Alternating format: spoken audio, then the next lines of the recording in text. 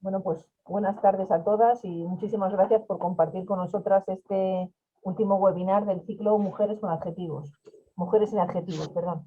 Este proyecto, Mujeres sin Adjetivos, se enmarca dentro del programa de promoción de la igualdad de oportunidades entre mujeres y hombres y de lucha contra la violencia de género en Castilla y León, que está financiado por la Gerencia de Servicios Sociales de la Junta de Castilla y León. Para poder darle una mayor difusión, como en los anteriores webinares, este webinar será grabado y después lo difundiremos a través del canal YouTube de la Federación.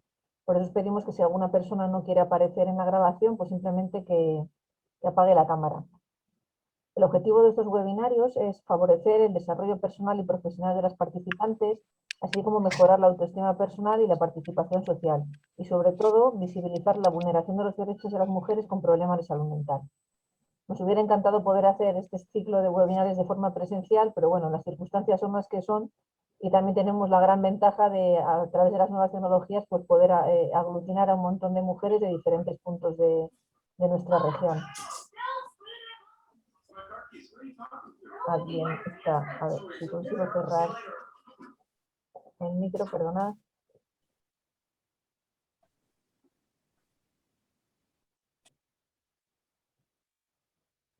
Vale, ya estamos.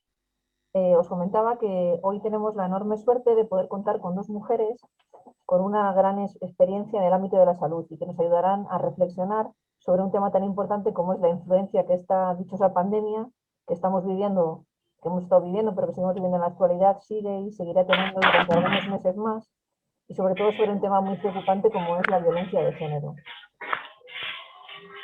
Ellas son Carmen Fernández y Lidia Salvador. Carmen Fernández, voy a cerrar otra vez. Carmen Fernández es doctora en medicina, especialista en medicina familiar y comunitaria y en medicina interna. Es experta en salud y género y en violencia de género por la Escuela Nacional de Sanidad. Ha trabajado como médica de familia en atención primaria en Valladolid la mayor parte de su carrera profesional. Carmen también ha desempeñado funciones de coordinadora de equipos de atención primaria, directora médico y gerente de atención primaria en Valladolid Este, y jefa de servicio de coordinación sociosanitaria de la Consejería de Sanidad y de Programas Asistenciales. Ha sido responsable del Plan de Igualdad y contra la Violencia de Género de la Consejería de Sanidad de Castilla y León hasta el año 2018 y coordinadora del Plan de Formación en Violencia de Género. Además, ha desarrollado actividad docente en varias universidades españolas y ha participado y sigue colaborando en proyectos de investigación nacionales y europeos. Ha publicado numerosos artículos científicos y otros textos, entre los que destacamos su colaboración en la Guía de Violencia de Género de Socalenfic, las Guías de Atención Sanitaria a la Violencia de Género de SACIL y las Guías de Actuación Sanitaria ante Violencia de Género del Ministerio de Sanidad. También es coordinadora y coautora del Proceso de Atención Integrada a las Agresiones Sexuales de Castilla y León de 2020. Carmen está recientemente jubilada y es personal emérito de SACIL, pero sigue colaborando en el programa de formación de violencia de género y en salud y género de la Gerencia Regional de Salud, y así como en investigación y en funciones de asesoría. Carmen nos abordará el tema de reflexiones sobre las consecuencias de la pandemia en nuestra salud emocional. Después nos acompañará Lidia Salvador. Lidia es especialista en medicina familiar y comunitaria y certificado en medicina de urgencias hospitalarias con experiencia asistencial en ambos ámbitos. Lidia es máster en violencia de género en el ámbito sanitario y diploma en salud pública y género por la Escuela Nacional de Salud. Actualmente trabaja como técnica sanitaria en la Gerencia Regional de Salud como responsable de igualdad y violencia de género, además de colaborar en otros temas sobre maltrato infantil, cronicidad, atención primaria, etc. Es representante de Castilla y León en la Comisión de Violencia de Género del Ministerio de Sanidad y en la Estrategia de Salud Sexual. Tiene experiencia durante años como formadora en violencia de género a sanitarios de SACIL, perteneciente a la red de formadores y formadoras en violencia de género de la Gerencia Regional de Salud. Es co-coordinadora de la elaboración de las guías clínicas de actuación sanitaria ante la violencia de género y del proceso de atención integrada a las agresiones sexuales. Lidia nos hablará sobre el tema de la salud de las mujeres y la violencia de género y discapacidad en este contexto que estamos viviendo de pandemia. La verdad es que, como podéis ver, son las dos grandes profesionales con muchísima experiencia y vamos a disfrutar un montón con todo lo que ellas nos cuenten. Como en otras ocasiones, en el chat del grupo os dejaré un enlace para que podáis comentarnos qué os ha parecido la sesión y también para aquellas personas que sí que finalmente aparezcan en imagen, pues para que firmen su sucesión de datos. Y nada más, la idea es que ellas dos hagan la intervención de forma correlativa. Si tenéis alguna duda o un comentario lo podéis dejar en el chat y cuando terminen sus intervenciones dejaremos un ratito para poder hacer un poquito de debate. ¿Vale? Gracias. Carmen, cuando quieras. Bueno, buenas tardes. Bueno, en primer lugar, quiero agradecer a la Federación de Salud Mental de Castilla y León y en particular a Patricia por haberme invitado a compartir esta tarde con todas vosotras y vosotros, ¿no?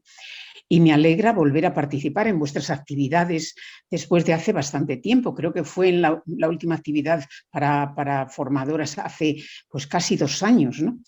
En este tiempo han pasado muchas cosas, han pasado tantas cosas que parece que hiciera mucho más, ¿no? Al menos a mí me lo parece, ¿no? Y quería compartir pues, unas reflexiones sobre la repercusión que la pandemia ha tenido y está teniendo a nivel psicológico, a nivel emocional en nuestras vidas, con aspectos diferenciales en mujeres y hombres, con particular intensidad pues en algunos grupos o colectivos más vulnerables, ¿no? Nos parecía importante introducir esta reflexión porque nos preocupa cómo nos está afectando esta situación como personas a nivel individual, pero también como en nuestro trabajo, en nuestras familias, en nuestros equipos, ¿no? Desde la aparición de la pandemia han cambiado muchas cosas en nuestras vidas, en el ámbito personal, en el profesional, en el social, en nuestras relaciones.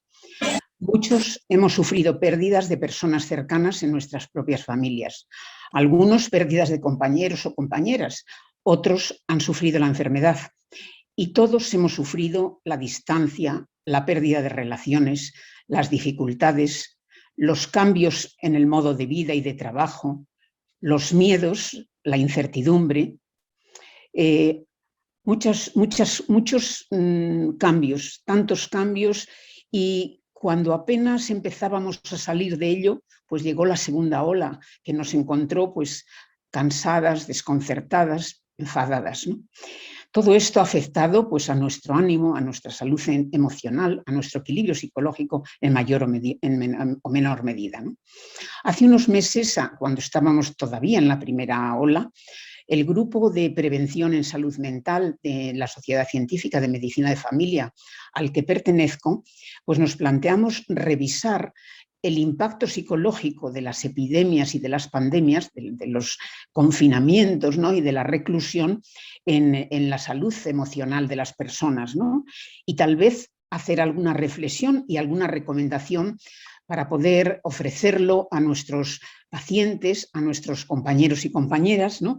Como solemos hacer con otros programas de nuestra sociedad científica. ¿Qué causas y por qué razones esta pandemia pensamos que ha impactado de una forma tan brutal en nuestro equilibrio emocional? Se conoce por estudios que hay, ¿no? que en situaciones de aislamiento, como por enfermedades infecciosas en otros momentos, ¿no? Y cuarentenas, pues que han tenido un impacto psicológico importante y más duradero cuando el tiempo de confinamiento ha sido mayor, ¿no?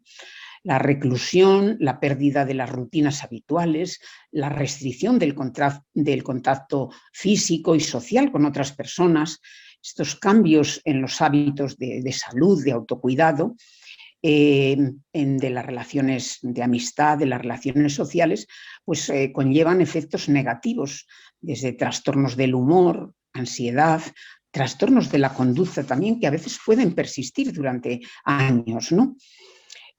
Otras veces no, depende mucho de algunos factores, como puede ser el tiempo, como puede ser el apoyo, como pueden ser las estrategias de afrontamiento de la persona, etcétera, ¿no? ¿Qué características especiales ha tenido esta pandemia, ¿no? ¿Qué ha significado esta pandemia en nuestras vidas? La aparición, primero, que fue una aparición súbita de algo inesperado, desconocido, imprevisible, que no tenía precedentes, ¿no? Y que pues, nos afectó desde el punto de vista emocional y cognitivo de una forma importante, ¿no? Además, en esta situación, ¿qué reacción hubo a nivel social? Pues hubo gente que negó la situación, una relación a veces de una reacción de negación, y esto lo hemos visto en algunos políticos, como decían que esto era mentira, pues Trump o Bolsonaro, lo sabemos, ¿no? Pero también nuestro vecino de enfrente, también gente cercana, han hecho reacciones de negación. Luego, pues ya se impuso la realidad, ¿no? El aumento de infectados, formas graves, muertes, etcétera, ¿no? Ya hicieron patente miedos muy diversos, el miedo a perder la salud, el trabajo, a morir, la estabilidad económica, la pérdida de nuestros seres queridos, y esto ha dado lugar a muchas emociones, ¿no? Emociones como la ira, la rabia, ¿no? Esta rabia que estamos viendo con tanta frecuencia en los medios, ¿no? Contra los políticos, entre los políticos, contra los jefes, contra los sanitarios, a veces contra el vecino que salía del ascensor sin mascarilla, ¿no? Esta ira, esta irritabilidad, ¿no? Que tenemos, ¿no? También la culpa, ¿no? Otro sentimiento, otra emoción que afloró fue la culpa. Quizás porque he contagiado o puedo contagiar a la persona que cuido o a mis hijos o a mi familia, porque hace meses que no veo a mi madre anciana, porque no doy de sí para cuidar y atender a los hijos, al trabajo, a la casa. También la culpa a veces porque traté mal o grité a la persona que cuido y no sé por qué, porque estaba sobrepasada, ¿no? También la tristeza, porque me siento incapaz, agotada, hundida, no sé qué hacer, ¿no? ¿A quién pedir ayuda? ¿Y cómo voy a pedir una baja si estamos todos iguales, ¿no? Si estamos todos así. También la necesidad de apego, porque necesito a alguien en quien apoyarme, sentirme querida, que reconozcan mi trabajo y mi esfuerzo, ¿no? Y frente a estos sentimientos también ha habido cosas positivas, sentimientos positivos de solidaridad, de generosidad, de altruismo, ¿no? Y pues hemos vivido en todas estas, a lo largo de esta pandemia, situaciones de duelo, ¿no? Por muchas pérdidas, que hemos comentado algunas y que volveremos a ellas, comentaremos después, ¿no? Repercusiones, decíamos que repercusiones ha tenido esta pandemia. Esta pandemia, el fenómeno en COVID ha tenido repercusiones graves en todas las dimensiones de la salud de la persona, biológica, psicológica, social, y afecta a todas las personas, clases sociales, mujeres y hombres, poblaciones, de todos los contextos y continentes, pero no de forma igual, sino de forma desigual e inequitativa. Es decir, se ha cebado, ha afectado de una forma mucho más grave a las personas, en situaciones de mayor vulnerabilidad. Y ciertamente la pandemia, las medidas adoptadas, pues han cambiado muchas cosas de nuestras vidas, ¿no? Ya la OMS, la Organización Mundial de la Salud, advirtió al inicio de la pandemia que esta crisis sanitaria y sus consecuencias afectarían en gran medida y con mayor intensidad a determinados colectivos como los profesionales de la salud y de los cuidados, los mayores, niños y adolescentes, personas con discapacidad, personas que no han podido despedirse de familiares, personas a las que más afectadas económicamente, y al colectivo de personas con procesos, con problemas mentales previos, ¿no? Hablaba de duelos, de la aparición de duelos frente al aislamiento, la pérdida de ingresos, el miedo a la situación, la dificultad para acudir para recibir atención sanitaria y social. Y bueno, todas estas situaciones han generado y han agravado los problemas de salud mental. También han aparecido y ha aumentado el consumo de alcohol, de drogas, más problemas de insomnio y ansiedad. Y esto nos lo decía ya, nos lo advertía ya la Organización Mundial de la Salud. Pero además, no ha afectado, decíamos que no ha afectado de la misma manera, no solo a colectivos a los que hemos mencionado, sino tampoco ha afectado de la misma manera a hombres y mujeres. Y hemos visto que las medidas que se han puesto en marcha frente a la crisis, a esta crisis sanitaria y social que ha sido la pandemia, pues ha habido una ausencia de enfoque de género. Ello ha hecho, esta crisis no ha hecho más que acentuar y poner encima de la mesa las desigualdades de género que ya existían, y ha puesto de manifiesto la importancia de los cuidados y el papel de las personas cuidadoras y cuidadores. También, bueno, sabemos que ha habido una mayor repercusión de la pandemia en las mujeres por algo que tiene mucho que ver con nuestros roles de género. Nos han encomendado con frecuencia asumir tareas imposibles y esto ha tenido un coste psicológico. Seguir trabajando, a veces en el empleo remunerado, cuidar la casa, los mayores, los hijos, convertirse en profesoras suplentes, a veces de varios niños, ¿no? Y estos datos están recogidos. Hace días leía yo en un artículo de un periódico, no me acuerdo cuál, ¿no? Que se titulaba La incompetencia de la política de género en la pandemia, de una profesora emérita de Oxford, decía: los datos recogidos muestran que los maridos y los padres ayudan, pero no asumen la carga a partes iguales, ni mucho menos, ¿no? La corresponsabilidad no es lo mismo que la ayuda, ¿no? Y eso todavía no hemos llegado a ello en muchas ocasiones, ¿no? Y decía también, no es de extrañar que las mujeres estén perdiendo sus puestos de trabajo y hayan visto reducida su jornada laboral en mayor proporción, en mayor medida que los hombres, ¿no? Estos condicionantes de género que hemos hablado determinan esta diferencia en el impacto entre hombres y mujeres. Y tiene mucho que ver con lo que hemos dicho, el rol tradicional que se nos ha asignado a las mujeres y que supone una mayor presencia femenina en la respuesta a la enfermedad y que tiene que ser tenido en cuenta cuando abordamos la crisis, ¿no? Y todo lo que eso conlleva en la vida de las mujeres. También conlleva una mayor exposición precisamente por el tipo de trabajo, de cuidados, ¿no? Y por tanto un mayor riesgo de contagio, un mayor riesgo de enfermar. Entonces, ignorar el impacto de género y estas consecuencias y las consecuencias de todo tipo, las consecuencias económicas y sociales, agravará las desigualdades que ya existen entre hombres y mujeres, ¿no? Para evitarlo, las mujeres deben estar implicadas en la respuesta directa en la toma de decisiones.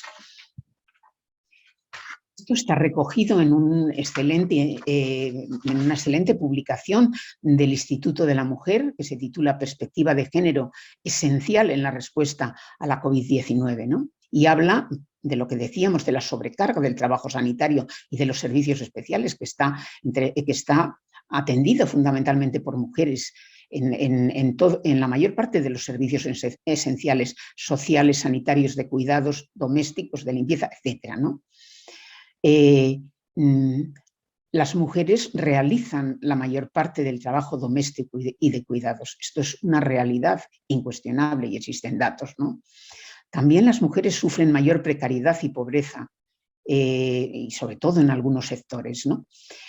Y también existe un aumento del riesgo de violencia de género y de otros tipos de violencia durante la pandemia debido a la situación de confinamiento que sitúa a las mujeres y a los hijos o hijas a veces a la exposición permanente y con mucha menor capacidad de defensa con la presencia del maltratador, al maltrato, ¿no?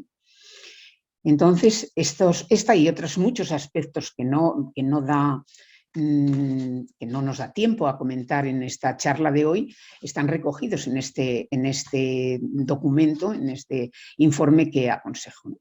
Y bueno, pues concluye: la crisis generada por el coronavirus ha situado a los cuidados en el centro y a las mujeres en la primera respuesta a la enfermedad. Esto veremos que es algo que lo van a decir sucesivos informes que vamos a ir viendo. Y hay otras muchas cosas que no sabemos, ¿no?, en relación al impacto de género.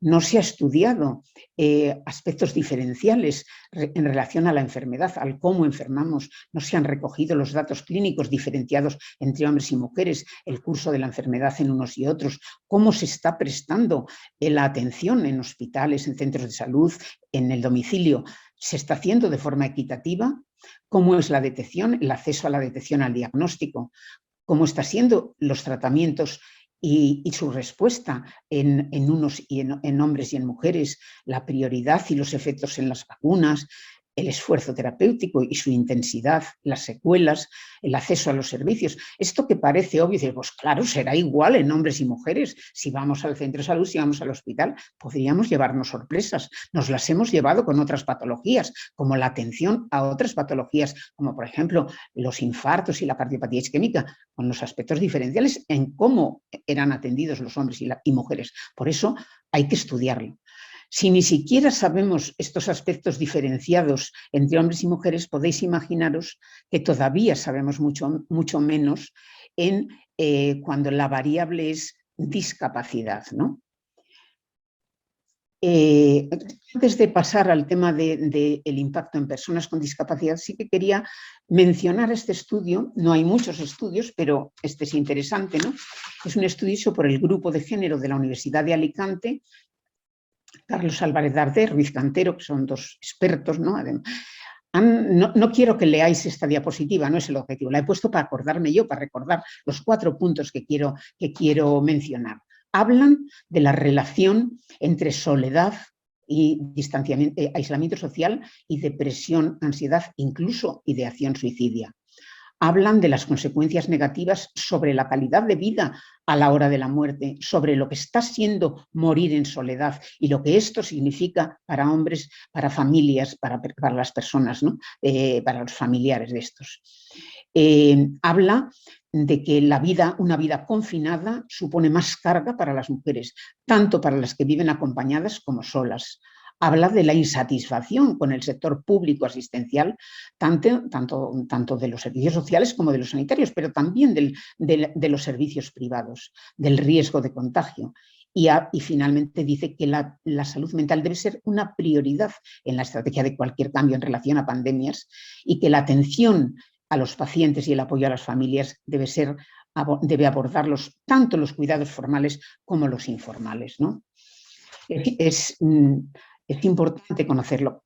Os comentaba que cuando empecé a revisar qué estudios había, qué tipo de estudios había que abordasen para conocer pues, las consecuencias en la salud mental y en la salud emocional de las personas, pues vi que bueno, había miles de estudios de aspectos biomédicos, de investigación en vacunas, en tratamientos, en consecuencias, pero muy pocos en aspectos psicosociales, ¿no? En los aspectos psicosociales, pero sí hay algunos. Y bueno, los comentaré porque además hay algunos son de España y que probablemente conozcáis porque son promovidos por algunos de ellos por el movimiento asociativo.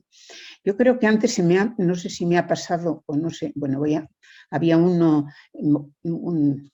de los estudios que quería comentar. Ahora, bueno, voy a pasar de una forma rápida, no quiero en absoluto que pretendáis leer las diapositivas, que como digo es porque veáis la imagen y 4 datos. Me parece importante. El estudio DISET es un estudio realizado en España, muy reciente, además promovido por la Fundación 11. Que habla del impacto económico en las personas con discapacidad por la crisis COVID-19. Bueno, yo solo voy a dar en todo mínimas pinceladas. Es un estudio interesante, manifiesta la falta de información y datos, que es una queja reiterada sobre los efectos de la crisis.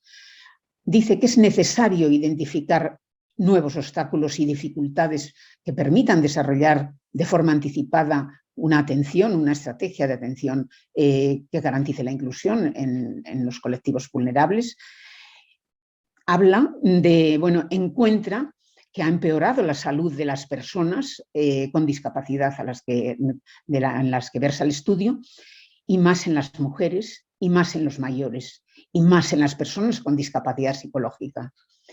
Y también han encontrado un incremento en el consumo de psicofármacos, ansiolíticos y antidepresivos, altísimo en todos, pero el 62% de las personas con discapacidad consumían psicofármacos, ¿no? Son unas cifras bueno, alarmantes y, por supuesto, han aumentado durante la crisis, y también habla de carencias, de dificultades de acceso a los servicios de salud. Otro estudio muy interesante, y quiero decir que sí que incorpora el enfoque de género, el estudio de la ONCE. Otro estudio muy interesante también, que es el análisis del impacto y seguimiento del impacto de la COVID en relación a las personas con discapacidad intelectual y del desarrollo. En España está realizado por la Organización Plena Inclusión y por la Universidad de Salamanca y por más. O sea, es un equipo muy plural, es un estudio muy potente, que abarca, no solo abarca pacientes o personas que son atendidas en todas estas organizaciones e instituciones, pero también el personal que trabaja, tanto personal de cuidados, personal psicoterapeutas, en fin, el diverso personal que presta la atención a las personas con discapacidad intelectual y del desarrollo, ¿no? Y también a las propias organizaciones, a los equipos directivos y a las organizaciones. Analiza y pregunta, encuesta a todos ellos, ¿no? Es un estudio extenso, muy interesante. Yo creo que, bueno, el documento es larguísimo, pero creo que saldrán más publicaciones porque tiene muchísima información. Yo solo he cogido de cada uno 2 líneas, ¿no?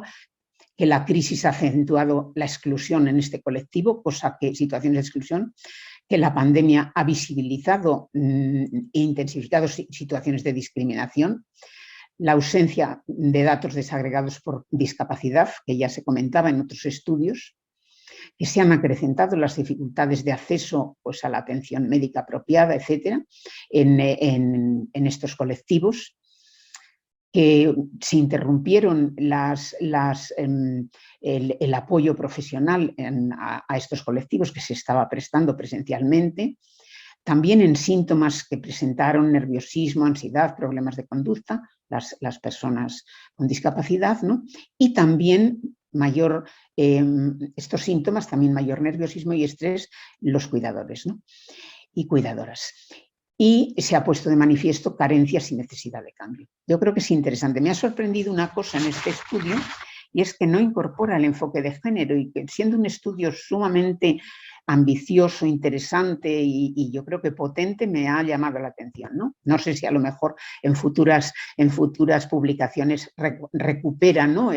la separación por sexos y el enfoque de género, ¿no? También otro estudio español encontré que hablaba del efecto, es de lo poco que hay, yo creo que es el último, está hecho por personal de los servicios de salud mental de Lérida y de Barcelona, de Cataluña, y han investigado el efecto de la pandemia en personas con trastornos de ansiedad y depresión que estaban en la comunidad, ¿no?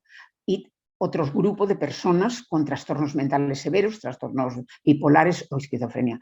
Y curiosamente, el primer grupo había tenido como un mayor impacto, ¿no? Más alteraciones que el grupo con la patología mental o patología psiquiátrica más severa. Este es un estudio que está en marcha, es muy incipiente y conoceremos muchas más cosas. Es un estudio también interesante para saber, ¿no? Bueno, el efecto... Estos hablaban sobre todo fundamentalmente de efecto en las personas con estas discapacidades, pero también recuperaba un estudio desde el Reino Unido en el que encontraban que los cuidadores de niños y adultos con discapacidad intelectual también tenían muchos mayores niveles de estrés, de ansiedad y depresión que los cuidadores de adultos y niños sin discapacidad intelectual, y cómo además habían recibido muy poco apoyo y lo consideraban una preocupación que habían trasladado para modificar estas políticas en sus gobiernos, ¿no? Bueno, estas son algunas de las cosas que he encontrado, porque no hay mucho, ¿no? Pero son estudios interesantes que probablemente alguna de las personas que estáis ya conozcáis, y vale la pena conocerlos que no las conozcáis, ¿no? La segunda parte que quería abordar, pues, es los retos que trataría de ver, centrarme más en las personas de cuidados, en las personas, tanto el personal de salud, el personal sociosanitario y el personal de cuidados. O sea, qué repercusión ha tenido, a qué retos se han enfrentado y qué repercusión ha tenido. Los retos hemos comentado ya algunos: sobrecarga y desbordamiento por el trabajo asistencial, el riesgo de infección, la necesidad de proporcionar no solo atención sanitaria, sino también apoyo psicológico a las personas que se atienden, ¿no? Y esto supone pues una gran presión emocional, ¿no? En mayor exposición al sufrimiento y al desconsuelo de las familias, incluso aunque no lo hayas vivido directamente, pues muchas veces se produce este trauma vicario, porque estás viviendo y estás por la cercanía emocional con las personas a las que atiendes, ¿no? A veces los profesionales se han enfrentado a dilemas éticos y morales cuando han tenido que decidir a quién priorizaban para un determinado tipo de atención, como ingreso en UBI, etcétera, ¿no? Y bueno, y además no disponiendo muchas veces de medidas eficaces, tanto de protección como de tratamiento, ¿no? O sea, los profesionales se han enfrentado a muchos retos, ¿no? A muchos retos, y esto ha tenido un coste emocional importante y un coste personal importante. ¿Qué información tenemos, aparte de un poco lo que se sabe? Tenemos un estudio que tampoco está concluido, es un estudio, estos son unos datos preliminares, que se ha hecho solo con profesionales de la medicina, tanto de hospital como de atención primaria. Está promovido por la Fundación Galatea del Consejo General de Colegios Médicos, pero es interesante ver, lo pasaré muy deprisa, porque hay muchas cosas, veréis que es coincidente con los estudios que hemos visto antes, promovidos por asociaciones, ¿no?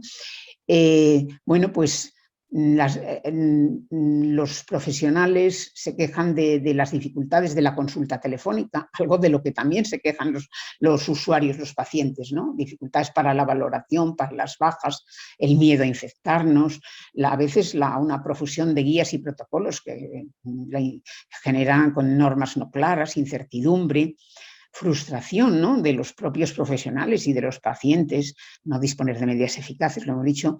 Y bueno, y lo que se observaba en este estudio, que es el impacto de todo esto, había sido mayor en las mujeres, mayor en los profesionales y las profesionales jóvenes y mayor en atención primaria respecto al hospital, ¿no? Esta sensación, otros efectos, esta sensación de no poder más, el burnout, también ha sido mayor en las mujeres, en atención primaria y en los jóvenes. El insomnio, las dificultades para dormir, pasan de insomnio del 14 al 23%, que duermen menos de 6 horas. Y también afecta a mujeres y atención primaria. También un mayor consumo de fármacos, de tranquilizantes, lo veíamos antes en los profesionales de los servicios sociosanitarios, ¿no? Bajas laborales, más en atención primaria en mujeres. Petición de ayuda psicológica mucho mayor en primaria y en mujeres. Los hombres, que probablemente también les impacte, piden mucho menos ayuda, y esto también tiene que ver con los roles de género, ¿no? Y bueno, las carencias en los equipos protectores, sobre todo en la primera etapa, como hemos comentado. ¿Qué efectos ha producido todo esto? ¿Qué efectos ha tenido en las personas? Pues hemos dicho estrés, ansiedad, insomnio, cambios en los estilos de vida, a veces desmotivación, frustración, cansancio, desbordamiento emocional, etc. Y esto ha conducido a algunas situaciones emocionales, ¿no? Y sobre todo algunas vale la pena reflexionar sobre ellas. La emoción que más se repetía en el estudio, la emoción que más repetían eran los miedos, pero en todos los estudios, ¿no? La amenaza de pérdidas de la vida, de la salud, de la seguridad, del estatus, de la familia, todo esto, ¿no? Entonces, luego reflexionaremos un poco específicamente sobre el miedo. La ansiedad, la impotencia, la frustración y la culpa, los hemos comentado antes, ¿no? Añaden aquí en este estudio también la percepción de incompetencia, la impotencia, la percepción de injusticia. Esta situación no es justa, ¿no? Eso. Quería comentar un poquito sobre el miedo. Es la emoción más repetida, ¿no? El sentimiento de miedo que se ha vivido con esta pandemia y que se sigue viviendo, ¿no? Yo creo que ahora un poquito minorado por las vacunas, ¿no? El miedo es una emoción básica que tiene como fin proteger a la persona frente a los peligros, ¿no? Sin embargo, el miedo puede inhibir, puede insensibilizar, puede impedir ver las necesidades del otro. El miedo nos coloca en una situación de vulnerabilidad y nos predispone al sometimiento y nos impide tomar decisiones adaptadas, ¿no? El miedo es el antídoto de la empatía. Puede paralizar. Nadie es inmune al miedo y el miedo y la inseguridad pueden condicionar conductas personales y profesionales inadecuadas. Conductas de evitación, no quererlo ver, de insolidaridad. Hemos visto también conductas en los profesionales impropias, incomprensibles, ¿no? Que solo tenían esa justificación, el miedo, ¿no? Por eso hay que hacer frente al miedo. ¿Cómo? ¿Cómo protegernos del miedo? Mediante una información veraz, mediante medidas efectivas de protección, con serenidad. Compartir lo que nos inquieta, esto es muy importante y contra lo que lo produce, ¿no? El miedo es una de las herramientas más eficaces de manipulación social. Esto los políticos lo saben muy bien, ¿no? Ha tenido estas emociones se traducen en cambios en las conductas, ¿no? De agresividad, aislamiento, a veces hiperactividad, pérdida de control, dificultades en el autocuidado, dificultad para desconectar del trabajo, lo decíamos antes, consulta de evitación y de medicalización. Y sí que quiero incidir en lo que es el burnout, el agotamiento, cuando ya prefiero no quiero saber lo que le pasa, la anestesia emocional, ya porque me da igual la despersonalización, el burnout, ¿no? Esto es importante porque conlleva a prácticas profesionales de riesgo, ¿no? Y por eso es tan importante prevenirlo, ¿no? Y todos estos cambios también han generado la aparición de duelos traumáticos. Estos en personas, los y las profesionales, pero también en la población, ¿no? Por la aparición brusca de este fenómeno, por la falta de tiempo para asimilarlo, por la incertidumbre, la impotencia, la incomprensión, la soledad, la falta de contención, el no poder acompañar, el no poder ser sostenido. Es muy difícil de gestionar cuando tu persona, tu hermano, tu hijo, tu madre ingresó después de días en la UBI sin poderle ver, fallece y sin poder acompañarle, sin poder hacer un duelo, sin poder hacer un acompañamiento, un velatorio. Es muy difícil gestionar esto, ¿no? Entonces hay que saberlo y hay que saber qué hacer, ¿no? También ha habido consecuencias a medio plazo, ¿no? Lo que se ha llamado la fatiga pandémica.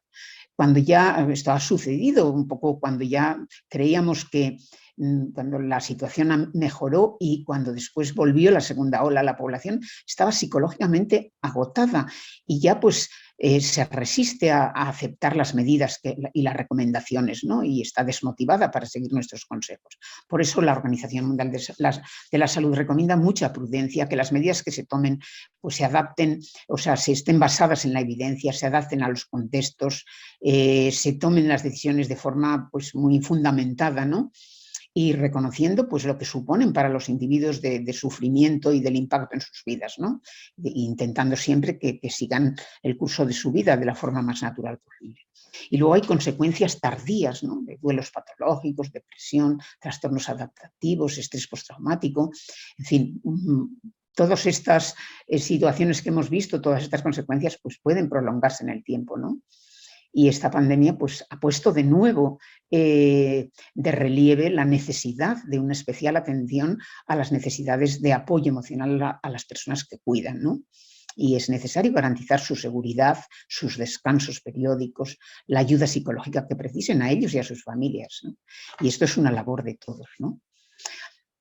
Han aparecido pronunciamientos y recomendaciones muy interesantes en este sentido, ¿no? Algunos por ejemplo, pongo aquí el de la CERMI, que me ha parecido un documento magnífico, ¿no? Que habla de realmente pone de relieve pues, los elementos fundamentales, ¿no? para que una pandemia de estas características no impacte negativamente en las personas con discapacidad, ¿no?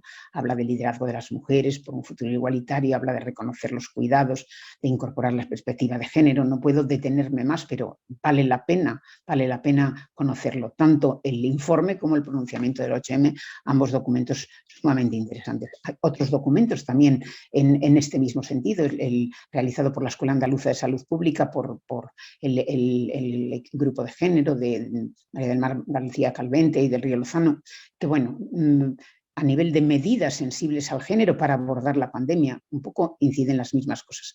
Mayor visibilidad de los cuidados, disponibilidad de datos, sensibilidad de género. En fin, vemos hay muchos, que prácticamente la mayor parte de estos informes, hay estos y de otras organizaciones, y hay coincidencia, ¿no? Hay coincidencia en las recomendaciones y en las propuestas de intervención, ¿no? Hemos hecho algunas recomendaciones para los profesionales que las voy a pasar porque, bueno, realmente están muy dirigidas para ayudar a los profesionales y solamente mencionaré casi los enunciados, ¿no? Medidas de autoprotección. Hemos dado estas medidas de autoprotección. Estas están elaboradas por nuestra sociedad científica, pero bueno, hay totalmente similares por muchas otras organizaciones. Las importantes, las medidas de autoprotección de las personas de la población y de las personas que cuidan de todos, ¿no? La autoprotección individual, las actuaciones. La primera parte, reflexionar sobre ellos, es muy importante, ¿no? Entenderlo. Y luego las actuaciones prácticas de cuidar, de planificar rutinas, del descanso, de la alimentación, del contacto, del sentirse útiles, etcétera, ¿no? De pedir ayuda cuando se necesita. También para los profesionales, las medidas del autocuidado para su salud mental, su salud mental, ¿no? Un poco en la misma línea de mantener rutinas, de compartir, de reflexionar, de cuidarse, de pedir ayuda cuando es necesario. Y aquí es muy importante también los equipos, ¿no? La figura de los equipos de trabajo, con quien trabajamos, que pasamos mucho tiempo, que debe tener un papel protector, ¿no? Y es muy importante el reconocimiento de tus iguales y de tus superiores de la labor hecha, la detección de las necesidades desde la cercanía, comprender las diferencias que faciliten una respuesta equitativa, ¿no?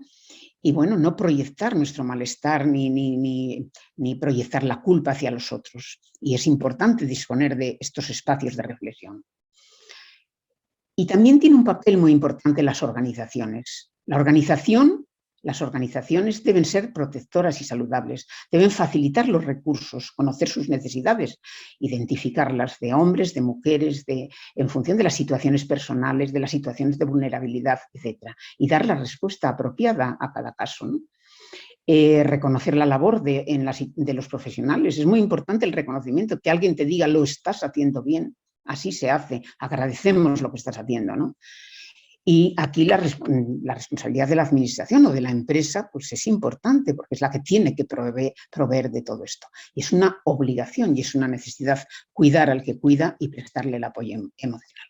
Y finalmente, conductas evitar. Pues medicalizar el sufrimiento, patologizar el sufrimiento. El sufrimiento no es una enfermedad. Hay que reconocer su importancia, aceptarlo y es algo legítimo. Y el duelo debe ser escuchado y acompañado, pero no siempre, no tiene por qué ser tratado con psicofármacos. Algunas veces puede ser necesario, pero no habitualmente. Ayudar a elaborarlo con la escucha, el apoyo, la psicoterapia puede ser preciso. Medidas higiénicas de salud mental generales, ¿no? Pueden ayudar. Y evitar la sobredramatización, sobre todo en los niños. Decíamos lo del consumo de psicofármacos. Fijaros, hace unos meses salía en el periódico de nuestra ciudad el impacto del COVID aumenta un 7% del consumo de ansiolíticos en la comunidad. Y hablaba, en 6 meses, 20,5 millones de euros se ha gastado SACIL en la medicación de ansiedad y depresión. Es decir, 41 millones de euros en un año en ansiolíticos. Y yo pensaba, todo será necesario y a lo mejor con la mitad, ¿cuántos profesionales de apoyo psicológico, psicólogos, médicos de familia, cuidadores, podían a lo mejor prestar mayor atención, tener menor sobrecarga y a lo mejor jugar un papel más interesante que tanto psicofármaco? Por supuesto, hay psicofármacos, son necesarios, no digo, pero son cifras que abruman, que alarman y que bueno, que hay que poner un poco sobre aviso, ¿no? Finalmente, ¿qué lecciones tenemos aprendidas de esta pandemia? Es importante analizar lo que nos ha servido y lo que no, y las prácticas que han funcionado. Hay evidencia de que la respuesta ha sido insuficiente, la respuesta sanitaria y social, y que esto puede ser un motor para cambios futuros, hacer de la necesidad virtud. La necesidad de conocer mejor el impacto, desagregando datos por sexos y discapacidad. Se ha puesto de manifiesto la necesidad de una coordinación eficaz entre los sistemas sanitario y social, la necesidad de medidas políticas y económicas que amortiguen las consecuencias económicas y eviten situaciones de precariedad, e incorporar el enfoque de género, como hemos dicho. Pues nada más. Muchas gracias. Creo que me he alargado un poco más de la cuenta y pido disculpas por ello. Gracias. Muchas gracias, Carmen. Ha sido muy interesante. Y aparte, muchos temas para debatir desde el movimiento asociativo. Luego te comentaremos cosillas que yo creo que también de una manera específica nos han afectado a las personas con enfermedad mental. Lidia, cuando quieras. Sí, voy a compartir pantalla entonces.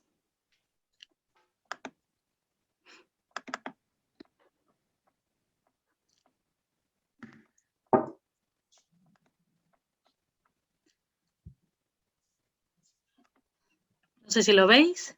Sí. Vale. Pues bueno, después de esta estupenda presentación de Carmen, algunas cosas seguramente iré más rápido porque ella ya lo ha comentado, pero bueno, siempre va a estar bien para el debate, como habéis comentado. Yo voy a hablar un poco de violencia de género, un poco de salud y género también en la pandemia, pero sobre todo de violencia de género. Luego sí que me gustaría repasar un poco pues, la atención y las cosas un poco más importantes de la atención a la violencia, para recordároslo, pues, porque en la asociación pues, sabemos que detectáis, que deriváis casos, pues para recordaros algunas de las actuaciones más importantes y después, pues un poco como Carmen, los retos un poco que nos quedan pendientes, sobre todo después de la pandemia, ¿no? Y es un poquito lo que comentaba Carmen. La salud sabemos que no es solo un bienestar físico, ¿no? Sino que hay factores biológicos, el contexto social, los acontecimientos de la vida de la persona, la subjetividad, la psicología, etcétera. Y además debemos incorporar el enfoque de género, como comentábamos, debemos incorporar también otros aspectos de equidad, pues en este caso vamos a hablar sobre todo de discapacidad o enfermedad mental, y ahora mismo tenemos que unir la situación de pandemia, ¿no? que tenemos. Ahora, aquí en esto, bueno, suelo poner este dibujo con aspectos de enfoque de género en la salud que, como veréis, pues, como ha dicho Carmen también, se han visto aumentados durante la pandemia, ¿no? Porque la sobrecarga, la triple, doble jornada, pues la hemos aumentado, ¿no? Con los niños en casa, el trabajo en casa, la pobreza también ha aumentado en las familias, sobre todo monoparentales, y el paro tan grande que ha habido. Hemos sido todavía más cuidadoras de lo que solemos ser, porque encima pues, hemos podido tener algún enfermo en casa, etcétera. No sé, vamos, también ha habido estudios de que ha aumentado la obesidad, ¿no? Con lo cual nuestros condicionantes también sobre nuestro físico, etcétera, pues también se habrán visto alterados. La carga mental, ¿no? De la que siempre hablamos en las mujeres, esa carga de que estamos pendientes de todo, de lo que hay que comprar, de lo que hay que hacer, de los niños, pues ahora teníamos que también pensar en la compra de los abuelos, en el colegio de los niños que le teníamos en casa, etcétera, ¿no? Por supuesto, la violencia de género, ¿no? Y todo eso, como muy bien habéis comentado, muchas veces se patologiza, ¿no? Y encima, como nuestro médico, nuestra médica, pues la teníamos solo por teléfono, pues seguramente se había abusado de esta medicalización de la vida cotidiana, ¿no? Y de estos problemas. ¿Y qué dificultades hemos tenido las mujeres con y sin discapacidad? Pero bueno, sobre todo van a afectar mucho más a las mujeres con discapacidad. Desde luego ha disminuido nuestras redes sociales totalmente, todos los talleres a los que acudíamos, grupos de mujeres, actividades pues de reinserción laboral, etcétera, pues se han detenido y entonces ha habido un aislamiento social muy grande de las mujeres, sobre todo pues de estos colectivos, ¿no? Todas estas emociones de las que ha hablado Carmen, pues también las han tenido, ¿no? Esa inseguridad, miedo. Los medios de comunicación solo nos daban noticias negativas, cuando también ha habido aspectos positivos, pero todo se iba concentrando más nuestro malestar, ¿no? Lo que decíamos, también puede que en estas familias haya habido enfermedad COVID, ¿no? Que es más prevalente en las mujeres, como sabemos, va a tener peor pronóstico si además tenemos enfermedades crónicas. Incluso ha salido un estudio este año que os lo he remarcado ahí, en el que se ha visto que la enfermedad, la esquizofrenia, es un factor para un pronóstico más grave de la enfermedad. Fijaros que en este estudio, después de la edad, era la enfermedad crónica que más, que empeoraba más el pronóstico de la COVID, más que otras enfermedades que las hemos oído más, ¿no? Luego esto es importante para que lo estudien, si enfermedades mentales pueden también ver afectado el pronóstico de la enfermedad COVID. Hemos tenido pérdidas, estas mujeres pueden haber tenido pérdidas, duelos, etcétera. Se han reagudizado las enfermedades crónicas, ¿no? Porque teníamos menos controles con nuestra atención primaria, a lo mejor también con el hospital, hemos hecho menos ejercicio, menos vida activa, etcétera, ¿no? También pueden haber sufrido del impacto económico, ¿no? Pues del paro, de los ERTEs, los ERES, etcétera. Y también, pues como comentabais el otro día en la anterior charla, pues se ha visto esas barreras al acceso a los servicios de apoyo de estas mujeres, ¿no? Los equipos psicosociales. Y también hemos visto lo que decíamos, un aumento en las desigualdades sociales, una mayor brecha salarial, mayor brecha laboral, más mujeres han quedado en paro, ¿no? Ha aumentado la brecha de la pobreza también. El teletrabajo, que por un lado beneficia, pues también ha sido muy duro para las mujeres porque la conciliación era casi imposible. Y ha habido muchos conflictos en la propia familia, ¿no? Que se ha visto agravada, ¿no?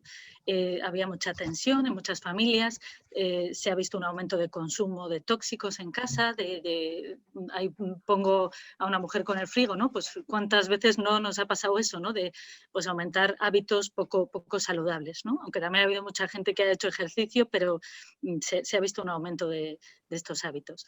Y las mujeres en muchos casos han tenido que ceder en la familia para evitar conflictos mayores, ¿no? Es decir, que ellas se han cargado prácticamente de la mayor responsabilidad en las tareas de casa. Y además nos preguntamos, no todas las mujeres van a vivir la pandemia de la misma manera. Se han atendido a estas vulnerabilidades a veces cruzadas, es decir, discapacidad, pero mujeres mayores, solas, sin apoyo, aisladas, en mujeres discapacitadas pero migrantes que están más empobrecidas, mujeres con familias monoparentales que lo han tenido muy difícil para conciliar, si además hay enfermedad mental, en el medio rural que ha habido más aislamiento. Pero también no solo las dificultades de la propia vulnerabilidad de las mujeres, sino dificultades desde, como contábamos, por el sistema de salud, ¿no? Los centros de salud han sido menos accesibles, han estado colapsados telefónicamente, muchos profesionales han tenido que trabajar con teletrabajo. Ha habido dificultad para esa entrevista clínica, ¿no? Que hacemos desde el centro de salud, porque es muy difícil por teléfono hacer un abordaje biopsicosocial, sino simplemente más biomédico. ¿Qué le pasa? ¿Dónde le duele? Etcétera. Es más difícil ese abordaje más cercano, ¿no? Y por supuesto las personas con discapacidad, sobre todo con ciertas discapacidades, pues lo han tenido mucho más complicado para expresarse por teléfono, ¿no? Por otro lado, se ha priorizado la COVID frente a todas las demás patologías, ya sean patologías crónicas, salud emocional, etcétera, ¿no? Los profesionales, como ha comentado Carmen, estaban cansados, con bajas, se han reducido las plantillas porque se han dedicado profesionales a otras tareas ahora necesarias, ¿no? Como el rastreo, la vacunación, etcétera. También, y esto es importante, hemos reducido la formación, porque casi todo además se realiza de forma presencial y ahora pues se hacía telemática, horarios fuera de trabajo, etcétera, y no todos los profesionales podían acudir, ¿no? Y sobre todo hemos analizado que precisamente en violencia de género ha sido de los temas en los que más se ha reducido la formación, se han favorecido otros temas, ¿no? Para la formación, ¿no? Y además la violencia sí que es un formato, o sea, es un tipo de formación que está bien que sea una formación interactiva, contar casos, etcétera, y esto pues no lo ha favorecido, ¿no? Incluso en los hospitales, que también han sido menos accesibles, los ingresos han sido sin acompañantes, con una persona sola. Entonces yo me imagino una mujer con discapacidad ingresada, ¿no? O acompañante de alguien, que solo podía estar una persona, pues ha debido ser con muchísima sobrecarga, ¿no? Y sobre la violencia de género, pues qué comentaros. Las mujeres y los niños que sufren y niñas que sufren este tipo de violencia han estado más confinados con el propio maltratador, ¿no? De hecho, se ha detectado un claro aumento de llamadas al 016 y el uso de medios telemáticos, ¿no? Como el email o el WhatsApp para comunicar violencia, pero se han denunciado bastante menos casos, ¿no? Solo se denunciaban los casos más graves. También se ha visto un descenso generalizado de todas las atenciones, ¿no? En el tema de violencia de género. Y la única violencia que ha podido disminuir es la de no convivientes, ¿no? Personas que ya estaban separadas con orden de protección o jóvenes que no conviven, aunque ha seguido, desde luego, habiendo control por las redes sociales, ¿no? En violencia, pues sabemos que se han cerrado la atención presencial de muchos servicios, ¿no? Los servicios sociales se han tenido que centrar en una atención urgente, ¿no? Pues en gente sin hogar, en residencias, etcétera. Solo realmente los que han estado abiertos, como siempre, han sido las urgencias sanitarias y los cuerpos y fuerzas de seguridad, ¿no?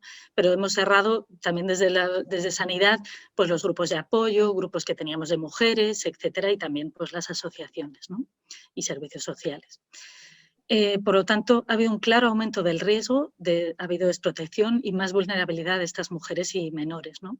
Además, la atención telefónica, además de que es más difícil, como comentábamos, es mucho más difícil que ella exprese, pues llamando por otra cosa, indagar ahí, y es muy difícil apreciar el lenguaje no verbal, es decir, cosas que antes nos decían que ahí estaba pasando algo más, ¿no? Por teléfono esto es mucho más difícil de apreciar y además, pues cuando alguien nos cuenta eso, esa cercanía, esa contención que hacemos a la mujer, pues no se la puede realizar, ¿no? Tampoco sabemos si está el maltratador cerca, si se puede abordar el tema, por lo tanto, desde luego, era arriesgado hablar esto por teléfono y siempre se debería derivar a una cita presencial.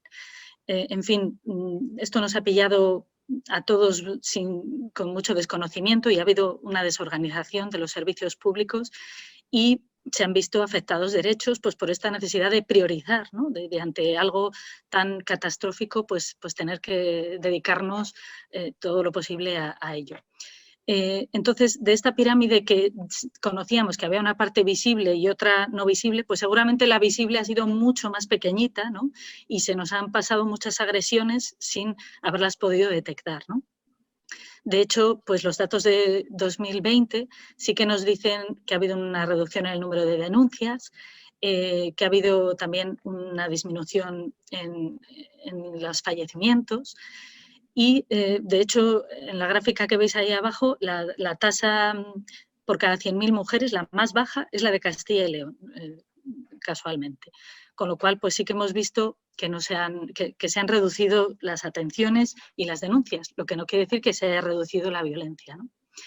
De hecho, en cuanto se abrió la desescalada, aumentaron durante un tiempo el número de denuncias y de llamadas de ayuda. Y como sabemos, esto ya en alguna charla que he participado con vosotras ya os lo he contado, las consecuencias que hay en la violencia de género, ¿no? Las consecuencias que tiene para la salud, las quejas por las que las mujeres consultan en nuestras consultas y tenemos que indagar más, ¿no? Desde cefaleas, dolor pélvico, problemas ginecológicos, algunas discapacidades son también consecuencia de la violencia, etcétera. Desde luego, consecuencias para la salud psíquica, para la salud social, pero también en los convivientes, en las hijas e hijos, ¿no? Lo que hablábamos siempre de la violencia transgeneracional o del trastorno de apego que puede haber en estos menores. Y respecto a la discapacidad, sabemos que es un grupo de alto riesgo para sufrir cualquier tipo de violencia por parte de la pareja o de otras personas del entorno familiar. Y de hecho, en la macroencuesta que salió publicada el año pasado de violencia de género, pues se ve que sea cual sea la violencia es más alta en estas mujeres. De hecho, el 17% de las mujeres con discapacidad que han sufrido violencia dicen que su discapacidad es consecuencia de la violencia que tuvieron. Y si la violencia fue física o sexual, sería un 23,4% de la discapacidad consecuencia de esta violencia. También en estos datos, que nos dan bastantes datos interesantes sobre mujeres discapacitadas, la macroencuesta nos dice que, como sabemos, que sufren más violencia, de violencia sexual también, de fuera de la pareja, un 10% respecto al 6% de la población de las mujeres sin discapacidad. En la violencia en la pareja también es más alta, un 20,7% en mujeres con discapacidad frente a un 13,8%. Sin embargo, fijaros, las mujeres con discapacidad denuncian en mayor medida, denuncian un 30% frente a un 20, casi 21% de mujeres sin discapacidad, y también buscan más ayuda formal, tanto a medicina, psicología, los servicios sociales, etcétera. Buscan más ayuda que las mujeres que no tienen discapacidad. Y un dato importante es que el 45,1% de las mujeres con discapacidad que han sufrido violencia sexual han tenido pensamientos de suicidio, frente a las mujeres sin discapacidad, que esta cifra era menor. Ese es un punto importante si detectamos a una mujer que ha sufrido violencia sexual. Y también unos pequeños datos que ya conocéis sobre el trastorno, sobre enfermedad mental grave, que sabemos que en estas mujeres el 80% que hayan tenido pareja han tenido violencia en algún momento de su vida, y un 40% de estas mujeres han sido víctimas de violencia sexual. Por lo tanto, es una cosa que deberíamos trabajar en las consultas de salud mental claramente, ¿no? ¿Y por qué son más vulnerables? Que ya lo hemos comentado en otras ocasiones, pero bueno, unas líneas para recordárnoslo, ¿no? Desde luego son mujeres con menor capacidad para defenderse, les cuesta más expresarse, sabemos que hay menor accesibilidad a algunos servicios de información, de asesoramiento, su autoestima está más baja con mayor frecuencia que en otras mujeres, tienen una dependencia clara a veces sus cuidadores son los propios maltratadores, ¿no? A veces no son conscientes de la violencia, ¿no?, que están sufriendo, y tienen menor acceso pues, a otros recursos, ¿no? Pues al trabajo, a ciertos apoyos, red de apoyos, etcétera, ¿no? También es muy importante la menor credibilidad que les dan muchas veces a la hora de denunciar, y esto es muy importante porque tenemos que trabajárnoslo los profesionales mucho, ¿no? Y para ellas a veces es muy difícil denunciar por temor a perder los vínculos de sus propios cuidadores, ¿no?, cuando él es el que es el agresor. El año pasado también, la verdad es que han salido varios informes interesantes en este sentido, que os iré contando también como Carmen. Este es uno de ellos de la delegación del Gobierno, lo presentó sobre mujer, discapacidad y violencia de género. Es un estudio en 155 mujeres de asociaciones, donde el 71% había sufrido violencia por parte de su pareja. Y describían los síntomas más frecuentes de estas mujeres con discapacidad que habían tenido, que son muy similares, pero bueno, merece la pena también leerlas. Se parecen mucho a las de la población general, pero sí que habían utilizado, como veis ahí, los recursos de ayuda, y fijaros que en segundo lugar está el centro de salud, ¿no? Primero se lo habían contado a psicólogo, psiquiatra, y después al médico o personal de su centro de salud. También además dan unas recomendaciones para los sanitarios que luego hablaremos. ¿Y por qué es muy importante la detección en estas mujeres? En todas las mujeres, pero en las mujeres con discapacidad es importante tener conocimiento sobre violencia de género y también sobre diversidad funcional, ¿no?, sobre discapacidad, porque muchas veces no podemos dar los mismos recursos o las mismas ayudas a estas mujeres que a otras, ¿no? Es importante trabajar con ellas, con todas las mujeres, pero con ellas en especial, con un clima de confianza, ¿no?, de que nos conozca, de darle, digamos, pie para que se abran. Y, se ve por ahí algo. Y también es importante que respetar su ritmo y sus decisiones, ¿no? Y desde luego, lo que hemos comentado, no desconfiar de su relato. En la cartera de servicios de atención primaria hay un servicio de detección de violencia de género en el que, digamos, que está abierto a que a todas las mujeres a lo largo de su vida hay que irlas preguntando. Hay que preguntarlas pues, con estas preguntas facilitadoras, pero directamente hay que hablar de violencia, ¿no? Si detectamos cualquier aspecto que no nos cuadra, ¿no?, cómo están las cosas en casa, cuál es la relación con las personas con las que vives, y al final preguntar cómo te trata tu pareja, ¿te sientes maltratada?, ¿te deja tomar decisiones?, ¿te controla?, etcétera, ¿no? porque es la manera que hemos visto de detectar. Muchas mujeres ya sabemos que no nos lo van a contar de motus propio. Es importante también conocer los signos y síntomas que pueden ser de alarma, ¿no? Por ejemplo, en estas mujeres pues podemos detectar que no cumplen las citas médicas, que están más aisladas, tienen más acentuación de sus síntomas si tenían síntomas de enfermedad mental, ¿no? Su autoestima está muy baja, tienen sentimientos de culpa, pueden estar tratando de ocultar las lesiones con una actitud evasiva. Nos dice incluso que su pareja es muy celoso, etcétera, ¿no? Ante cualquiera de estos síntomas pues hay que indagar más, ¿no? También vemos que a veces la mujer no participa en la toma de decisiones, ¿no? Que todo lo deciden por ella, o al contrario, ¿no? Que va sola a las consultas, que nunca la acompañan, ¿no? También hay ciertas lesiones físicas que, aunque no hay ninguna patognomónica de violencia de género, pero a veces son lesiones que nos lo cuentan muy incoherentemente, ¿no? Que no nos explica bien cómo ha sido, o ha dejado mucho tiempo antes de consultar, ¿no? Y están ya esas lesiones con mucho tiempo o sobreinfectadas, etcétera, ¿no? O a veces son mujeres que parece que se accidentan demasiado, ¿no? Que tienen muchos hematomas en diferentes partes del cuerpo, etcétera, ¿no? Y a veces pues la propia actitud de la pareja cuando viene con ella, pues la vemos que es muy controlador o está un poco hostil incluso con el profesional, o a veces como que no la cree, bueno, quita importancia, ¿no? A los síntomas que nos pueda estar contando la mujer. Entonces, es importante ver qué necesidades van a tener estas mujeres. La primera es que deben tomar conciencia de lo que les pasa. Muchas veces nos cuentan o vemos estos detalles y ella no es consciente todavía de que está sufriendo este maltrato. Por lo tanto, pues hay que hacer una escucha activa, hacerla reconocer su vivencia, ¿no? Acogerla emocionalmente, darle a entender que la creemos, que ella no es culpable, ¿no? Y sobre todo posicionarnos claramente en contra de la violencia, ¿no? Que esto no le tiene que pasar a nadie.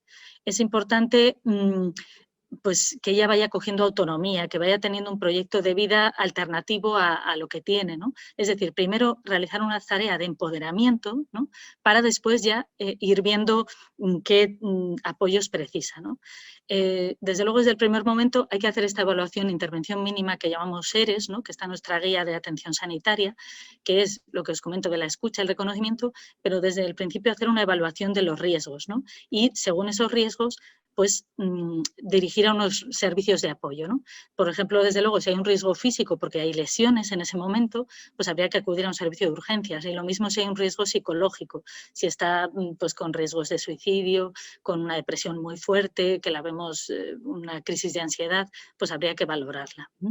Y el riesgo de una nueva agresión grave, pues es también tan importante como para llamar en ese momento a la policía, o los profesionales pues tienen que llamar al juez de guardia, hacer un parte, etcétera, ¿no?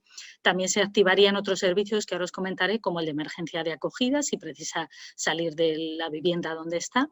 Y si no se detecta esos riesgos, pues el equipo de atención primaria o el equipo de salud mental son los que pueden ir haciendo un trabajo secundario para ir viendo qué precisa de atención, ¿no? Y en los CEAS pues proveen de servicio psicológico, servicio jurídico, asesoramiento laboral, etcétera, ¿no? Este apoyo en los servicios sanitarios que os comento cuando no hay un riesgo inminente, pues desde atención primaria o de salud mental, pues tenemos un equipo, tanto el médico, enfermería, la matrona, las trabajadoras sociales, etcétera, que pueden hacer ese acompañamiento, ese irla viendo en revisiones para irla empoderando, ¿no? Y ver la motivación y las expectativas que tiene la mujer, ¿no? Desde luego la iremos informando de todas las posibilidades que tiene, de los recursos, de los riesgos, de si sigue en esa situación, y también es importante pues que prepare un plan de protección y huida, ¿no? Unas medidas de protección. Todo esto, si queréis más información, está en nuestra guía de atención, ¿no?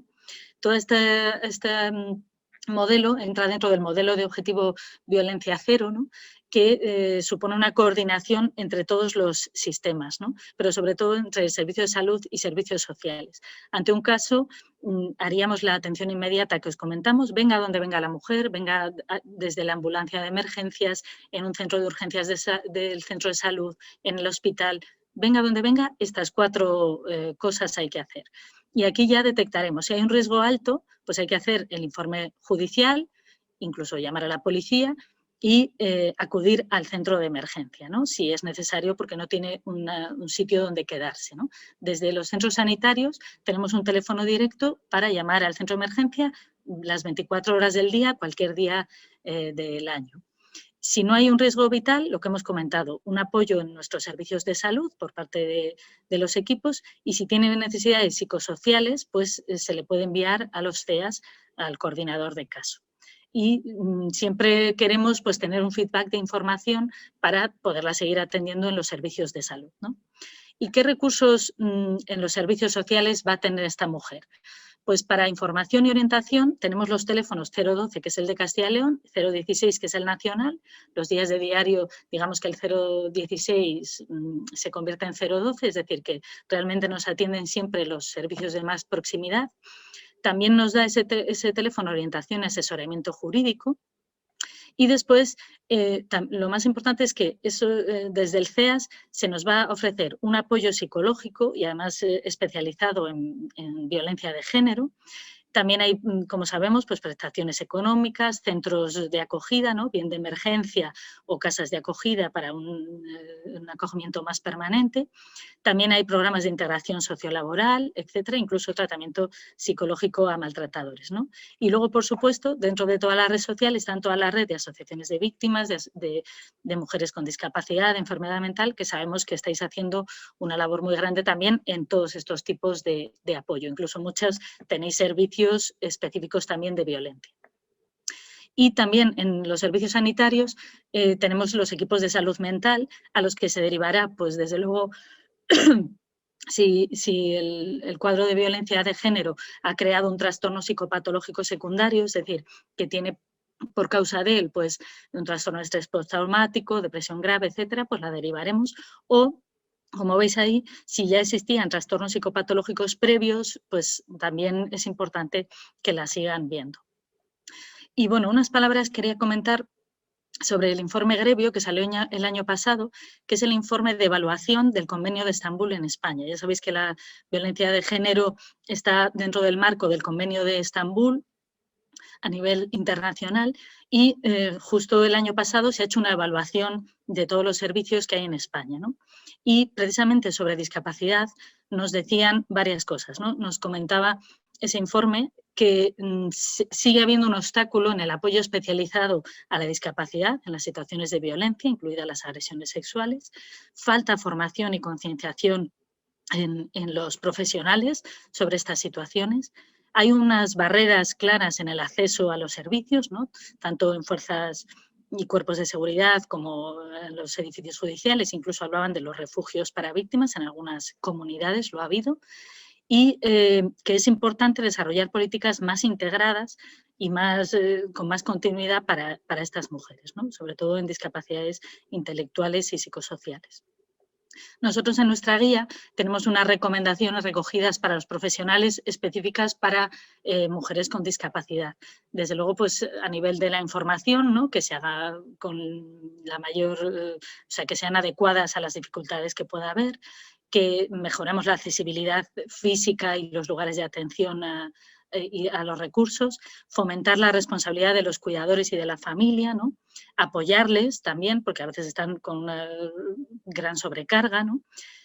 Fomentar la comunicación, evitar el aislamiento a estas mujeres, informarles también sobre sus derechos y, desde luego, fomentar en nuestra consulta una cultura al respeto a la igualdad, etcétera, ¿no?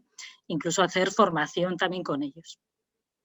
Y ya un poco por último, unas reflexiones sobre retos ahora que estamos en el COVID, ¿no? He puesto tras COVID, pero no, estamos en situación de COVID todavía y debemos volver a mejorar todo esto que hemos visto que se había desorganizado. Debemos de situar de nuevo la atención a la violencia de género como un grave problema de salud pública que no debemos dejarlo aparte y priorizar solo COVID, porque sabemos que esto también causa graves secuelas para la salud, ¿no? Los servicios de salud Sabemos que somos muy importantes en la atención a la violencia porque somos los que estamos más abiertos, somos centros seguros para las mujeres y debemos mejorar nuestra atención presencial. De hecho, se está haciendo desde la gerencia y desde la consejería un trabajo para que se aumente la atención presencial, ¿no? Porque es mucho riesgo en la atención de estos procedimientos por teléfono, como hemos comentado. Y además es importante cuestionar y solo centrarnos en lo biológico, que es lo que estamos haciendo, para mejorar más nuestra atención a lo biopsicosocial, como comentábamos, ¿no? Es importante volver a retomar los grupos de apoyo, ¿no? Espacios para la escucha de estas mujeres. También que los profesionales sean más proactivos con ellas, ¿no? Y pues mejorar todas las redes sociales, ¿no? que tenemos que volver a hacer. Y sobre todo, uno de los proyectos nuestros que se nos había también paralizado con la pandemia es la educación en sexualidad, la educación afectivo-sexual como prevención de la violencia de género, que sabemos que son programas que tienen evidencia científica en prevenir y en mejorar. Hace poco ha salido un informe precisamente que así se está viendo, pero como son comunitarios, son presenciales, etcétera, pues les tenemos paralizados, ¿no? Un poquito sobre la pandemia, pues los documentos y las campañas de la guía que ha presentado Carmen, hay una guía precisamente para mujeres con discapacidad. También ha salido precisamente, Patricia nos lo enviaba el otro día, un protocolo también en estos días, ¿no? de atención a mujeres con discapacidad y víctimas de violencia de género, que destaca también estos puntos que hemos comentado. Desde SACIL también hemos hecho campañas, ¿no? y documentos para intentar reactivar la atención a la violencia de género, ¿no? de un poco cuidado lo que supone quedarse en casa, observa con atención cuando te cuenten síntomas que puede haber detrás, ¿no? Trata de prevenir, ante la sospecha actúa, ¿no? Apoya a las personas que ya sabemos que han sufrido maltrato y que durante la pandemia pues seguramente se han visto más aisladas, trabajar en equipo, etcétera, ¿no? Y desde luego, como os comento, en la desescalada se ha priorizado en todos los documentos la mayor visibilización y atención a la violencia y maltrato infantil para que nuestros profesionales vuelvan a priorizar estos servicios. También quería comentaros que en Castilla y León en 2019, la Gerencia de Atención Primaria de Salamanca, junto con un servicio de salud mental de allí, pues hicieron un trabajo muy interesante, que era una réplica que se presentó en el Ministerio, donde se estudiaba un poco la prevalencia de violencia de género, tanto en atención primaria como en salud mental. Fijaros que se vio que en las consultas de salud mental se detectaba un 41,9% de todas las mujeres que acudían por cualquier trastorno, no tenía por qué ser enfermedad mental grave, con lo cual, pues bueno, de ahí queremos sacar un protocolo que mejore la coordinación entre atención primaria y salud mental y a ver si podemos este año implementarlo, ¿no? Y, bueno, pues comentaros un poquito los proyectos en los que estamos. Ya conocéis la guía. Este año hemos presentado el proceso de atención integrada ante las agresiones sexuales. Seguimos trabajando y ojalá podamos preparar otra jornada de atención al maltrato infantil, que sabéis que va muy unido el maltrato infantil con la violencia de género en la edad adulta, ¿no? Y también estamos tratando de incorporar la perspectiva de género en salud en las estrategias de salud y hemos elaborado esta guía para la atención primaria. Sobre el proceso de atención integrada, solo comentaros, bueno, como veis, fijaros qué mapa de proceso tiene, es un proceso muy complejo. Hay que hacer muchas valoraciones a las mujeres, ¿no? Después de una agresión sexual, pues ver que no haya tenido contagios, embarazo, etcétera. Con lo cual, lo importante que es la buena atención, el no revictimizar, el tener cuidado con ese doble trauma, ¿no? Y mucho más para las mujeres con discapacidad, ¿no? Es decir, el minimizar su problema, no creerla, culpabilizarla, todo esto no hace más que hacerla mucho más daño, a veces más que la propia agresión. Es muy importante cómo trabajemos los profesionales de coordinados en caso de violencia sexual, ¿no? Y ya para acabar y dejar un poquito de tiempo para el debate, unas pinceladas sobre lo positivo, ¿no? El 77,4% de las mujeres que han padecido violencia de alguna pareja han terminado con esa relación. Es decir, que de la violencia se sale. que las mujeres tienen muchas estrategias y cualidades para salir de esa violencia y que los profesionales además podemos apoyarlas, ¿no? En un informe, otro informe interesante que se ha publicado sobre discapacidad intelectual y violencia sexual, los factores que favorecían su recuperación eran que te apoyen y te protejan, la red de apoyo y amistades, que te crean y no te victimicen, necesidad de sentirse seguras, necesidad de expresar sus emociones, necesidad de saber qué sucederá después. Como veis, son cosas que podemos ayudarlas, ¿no? Con nuestro buen trato, con nuestro acompañamiento. Y para acabar, en ese mismo informe, este testimonio de una de las mujeres que contaba, que me ha parecido muy interesante. ¿A ti qué te ha ayudado? Y dice, el ser consciente de que estás sufriendo violencia sexual. No puedes intentar cambiar eso, ni denunciar, ni luchar por eso si no sabes que eres víctima. Tienes que interiorizar eso y duele mucho porque cuando te das cuenta de la verdad te desmoronas. Es más fácil creer que todo va bien, pero no puedes sanar una herida si no la desinfectas antes. Bueno, y a mí también lo que me ha servido es contarlo. Si lo cuentas y otras personas se solidarizan contigo y te entienden y te comprenden, estás consiguiendo tener ese afecto que no podías tener cuando te sentías sola y eras víctima de todo este maltrato. Y también sientes, en cierto modo, que estás ayudando a cambiarlo, porque si no lo haces visible, al final ellos ganan. Es decir, lo importante de la red y de que los profesionales y las profesionales actuemos con empatía. Y nada más. Era un poquito lo que os quería contar. Muchas gracias, Lidia. Ha sido muy interesante. Mucho trabajo por hacer todavía. Pues ahora si queréis, las personas que quieran participar, hacer algún comentario, podéis ir encendiendo si queréis las cámaras para vernos todas un poquito. Si quieres, Lidia, deja de compartir y así ponemos, Ahí. vale, ponemos en lista de galería y así nos vemos todos la cara.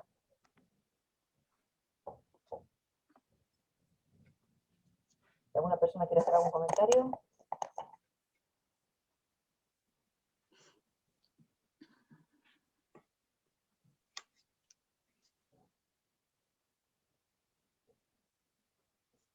Bueno, pues si nadie quiere decir nada, yo quería hacer una pregunta que te comentaba antes, Carmen.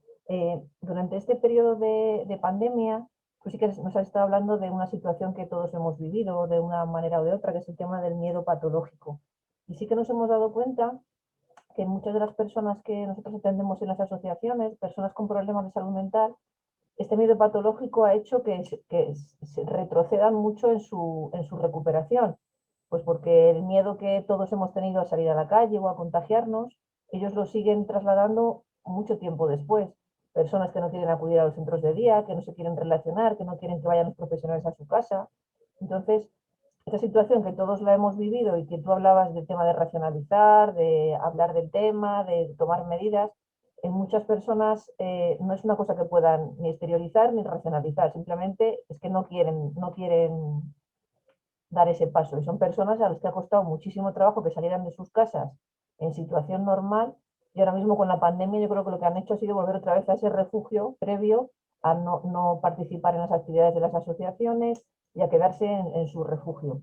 ¿Qué podemos hacer? Porque es muy complicado y nos da muchísima pena todo ese proceso de recuperación que habían vivido que se ha ido para atrás en cuestión de meses.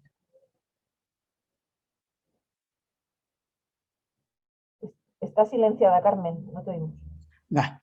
Sí, no me sorprende lo que comentas, ¿no? Quiero decir que la paralización que produce el miedo, la inhibición, pues cuando son personas que encima se sienten más inseguras y más vulnerables, pues los efectos son mucho más negativos. Esto exige pues una reeducación o el volver pues como las terapias de exposición de los trastornos fóbicos, cuando hay pues algo parecido, que poco a poco ir recuperando la seguridad, ¿no? Esto también está pasando, o sea, hay cantidad de cosas que no sabemos, yo no me he dado tiempo a contarlo, pero no tenemos ni idea de los efectos que va a producir, que va a producir y que muchos les vamos a ir conociendo, que todavía no sabemos, por ejemplo, en los niños, ¿no? Hay reacciones, a mí me contaban algunas madres y eso, pues eso, reacciones y expresiones de los niños del estilo de lo que tú me estás contando. Que los niños pueden tener una similitud, ¿no? de inseguridad, de inmadurez, ¿no? Y bueno, del miedo a acercarse, del rechazo a que le toquen, de tal. O sea, esto está pasando y no lo sabemos. No sabemos tampoco el efecto en personas mayores que han estado con aislamientos tremendos y en las que se sabe que está teniendo retrocesos, personas con déficit cognitivos que han empeorado de forma notable, aunque no esté todavía, no tengamos datos tan objetivos, ¿no? No sabemos el efecto en adolescentes en periodos eso, que han hecho en tanto tiempo de encierro, a qué se han dedicado, qué ha pasado por sus cabezas. O sea, es decir, hay cantidad de cosas que, bueno, que son motivos, serán motivos de investigación y son motivos, vamos, son aspectos muy importantes a investigar, pero que desconocemos, estamos empezando a ver las consecuencias. Yo creo que esto pues, es un proceso, en muchos de ellos, sobre todo en niños, en personas con discapacidad, creo que habrá un proceso pues, de reeducación, ¿no? Que no será fácil probablemente, ¿no? De recuperar la seguridad, ¿no?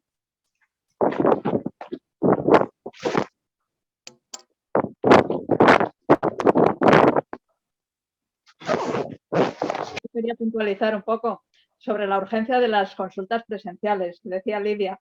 Es verdad que hay que abrirlas ya, porque una cosa es lo que te pueden decir por teléfono y otra lo que te manifiestan, su actitud, sus gestos, entonces es urgente, yo creo, ya en primaria y en especializada, porque también mucha especializada se hace por teléfono, entonces eso no sirve de gran cosa.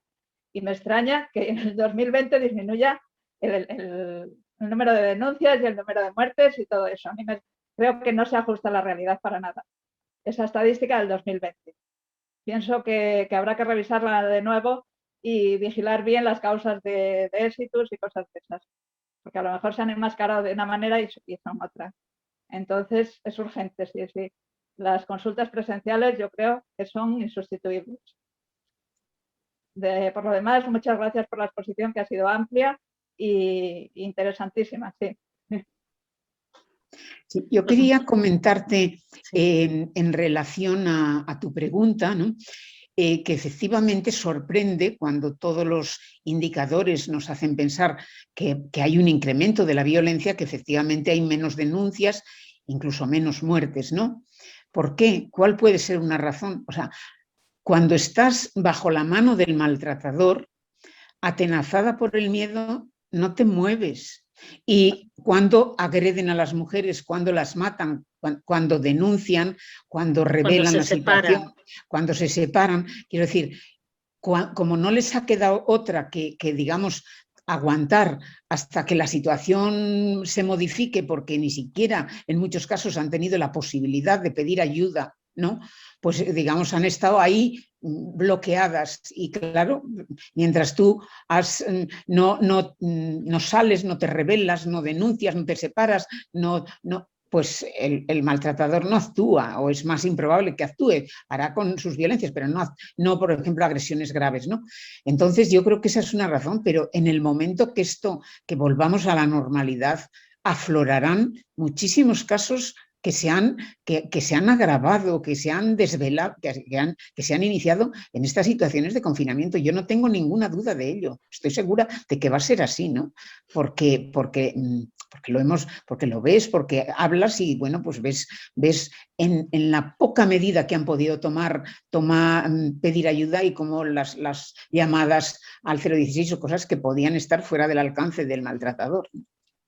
Sí, totalmente de acuerdo con Carmen. Las llamadas al 016 o el medio telemático, bueno, se disparó, pero a niveles altísimos. Pero claro, es lo que comentaba Carmen. ¿Qué posibilidades tenía esa mujer? Pues eso, de salir de su casa, incluso las separaciones han disminuido, ¿no? Y es cuando es más grave la violencia, ¿no? En ese momento de ruptura, entonces las mujeres han aguantado y han permanecido, pues eso, en la situación de violencia. Y en cuanto a lo que comentabas sobre la presencialidad, bueno, totalmente de acuerdo. Es una lucha, pero es un poco lo que hablábamos también con Carmen, ¿no? De ese miedo también se ha instalado mucho en los profesionales, ¿no? Y y yo espero que ahora con la vacuna, con pues todas las medidas, etcétera, podamos ir, porque es que es lo que tú comentas, la violencia y este tipo de procesos es imposible por teléfono evaluarlo. Aparte que muchas veces depende casi de según viene otra cosa, según se va, te comenta una cosa, tiras del hilo, o sea, muy raro es que a una consulta de primaria entren y te cuenten esto, ¿no? Por lo tanto, por teléfono no estamos atendiendo este tipo de problemas, es que es así. Y hay otro tema, otra barrera importante que es conveniente conocer, ¿no? El triaje que se ha hecho durante todo este periodo no le hace tu médico, tu enfermera, tu médica o tu enfermera, le hace una persona del centro de salud, pero que tú no puedes no conocer o no tener por lo menos una relación profesional. Es decir, no es lo mismo contarle a la persona de confianza, tu profesional de medicina, de enfermería, tu matrona, que a una enfermera que no conoces, a lo mejor más que de vista o de nada, y contarle una cosa como esta. Entonces, como no tenías acceso directo, eso es una barrera tremenda. Me ha preocupado muchísimo durante toda esta pandemia esta situación. Creo que las mujeres han estado en una situación de una ausencia de recursos de ayuda grave, ¿no? Sí. Y también un poco lo que tú comentabas, Lidia, que muchas de las mujeres que están sufriendo estas situaciones, nosotros lo vemos en el caso de las mujeres con problemas de salud mental, no son conscientes de que es una situación de vulneración de derechos. Ellas te hablan de, es una situación normal, claro, yo bastante hace que me aguanta, bastante hace que teniendo una enfermedad mental sigue viviendo conmigo que no me ha dejado, o yo claro, es que como soy tonta no puedo gestionar el dinero, pero después a la hora de la verdad, cuando ha habido necesidad de cuidar la casa, de cuidar a los niños o cuidar a las personas mayores, esa persona que para otras cosas la hacemos de menos y decimos que no vale, esas personas son las que están tirando del carro. Entonces, sí que para nosotros hemos visto esas situaciones como una cosa que tenemos que atajar y muchas veces nos encontramos con esa tesitura de, claro, esta mujer que lleva años conviviendo con una situación de violencia y de vulneración de derechos, o con su pareja o con sus padres, tú le haces ver que la situación que está viviendo es una situación de vulneración y cómo encaja ella eso, cómo puedes apoyarla, porque no siempre hay recursos, por ejemplo, en el medio rural que tú comentabas. Entonces es algo complejo. Y encima ahora con la situación de pandemia añadida, que claro, ahora pues tener una conversación con ella presencial, a veces ni siquiera ellas se quieren acercar al centro porque también tienen miedo. Es decir, que ahora mismo es que es muy difícil romper esos ciclos de violencia. Sí que es verdad que, pues eso, que se requiere pues que ante cualquier mínimo síntoma pues psicológico o tema social se concierte una cita presencial para trabajarlo con ella y bueno, que desde luego no se ha suspendido del todo lo presencial. Es decir, que han seguido yendo gente al centro de salud, pues este es uno de los temas por los que hay que priorizar la presencialidad y ya está, es así.